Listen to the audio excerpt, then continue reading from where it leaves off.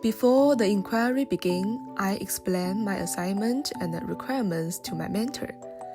My mentor was very supportive. Then I chose to have the children paint on the floor indoors, because the center doesn't have a big table. As I started laying down paper on the floor, my movements caught the attention of a couple children. "What are you doing, Miss Rachel?" They asked me. I said, "Here's the drawing paper for you. Would you like to draw? You can draw anything you want." Then they start trying to draw something. I noticed that they like to copy them. When one boy drew a rocket, the others began to draw rockets and things about the space, such as the sun and the moon. However, I found that indoors, given only colored pencils, they could not maintain a sustained interest in drawing. They often drew for a while and then went off to find something else. After the first 2 attempts, I began to wonder why the children seemed less interested in drawing. Why did they just draw for a while and then go away? I thought that maybe there were too many indoor activities and toys for drawing to appeal to them. It could be that the lines of colored pencils are too thin, and drawing on paper is not visually interesting enough for the children. Or maybe drawing on the floor is not comfortable enough. A few moments later. Then I swapped out the colored pencils for oil sticks and transferred a new sheet of paper from indoors to outdoors on a sunny day. Initially, the children were playing with their own stuff, and soon, as 1 or 2 joined in, more and more children were drawn in. They were excitedly scribbling on the paper afterward with their pen sticks. When there were already a lot of children crowded around the paper, 2 girls asked me, "Miss Rachel, can we draw?" I said, "Of course." These 2 5-year-old girls are very close friends, and they do almost everything together every day. They start out by drawing some hearts on the paper and showing me. Look at my heart. They really like hearts. I remember one time I took the time on my Apple Watch, and they noticed my watch and looked at it too.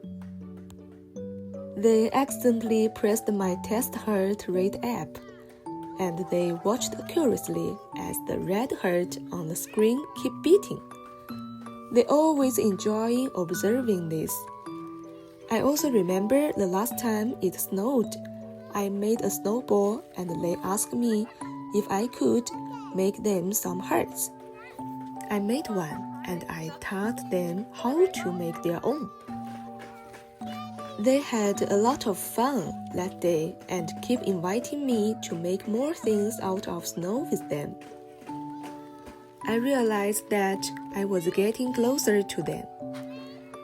After drawing hearts, they started drawing rainbows and their own hands on the paper. After painting their hands, they started to painting their palms. They were so excited and showed me, "Look, I have rainbow hands." When they finished it, they tried to print it on the paper, but it wasn't very visible. One of the girls tried to paint green all over her hands, and I laughed and asked her, "Now, are you an inventor?" She laughed and said, "Nope, I'm Grinch." They tried different colors on their hands again and ended up hugging me with their colorful hands. I think any of the little things in life may make an impression on children. These little things will respond to bring us closer to them. There is a boy, I will call him June here. He's not a big talker, but he really likes to draw. Whether indoors or outdoors, on or off the paper I provide. He always focuses on drawing for a long time. By the time he noticed the drawing paper outside, the paper is already heavily painted by the children. He came over to me and squared down and got ready to start drawing. He wanted more space, so he tried to turn the paper over one side. The other side, I want the other side. The other children who were drawing held the paper down and said, "No, we are drawing."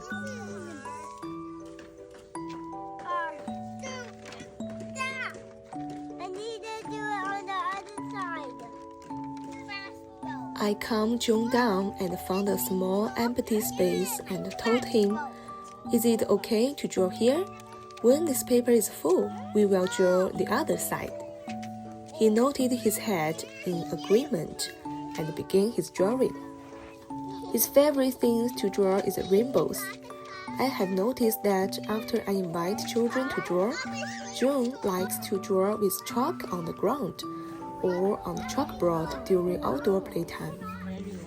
Sometimes drawing robots, sometimes drawing rainbows, and sometimes practicing writing his name. Most of the time he's alone, but he invites me to look at his drawing when he's done, and he often says, "Take a picture, take a picture." He likes to ask me to take a picture of him and his painting, and he wants to see his picture afterward. Sometimes he would bring some of his drawing from home to the center to show us, and my mentor would compliment his drawings and show them to the other children. Those moments, he was so happy and proud. I'm sharing this story because he made me realize that sometimes drawings or arts say more about their hearts than words.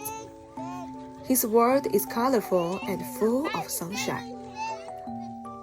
I was also happy to see the moments when he was focused on his drawing and proud of himself.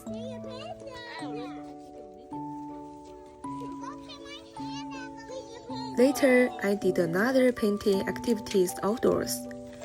When they saw me show up with the large piece of paper, they know they could draw again.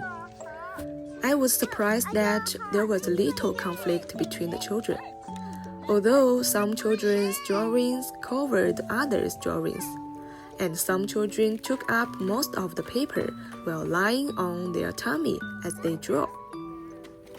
Children are inclusive.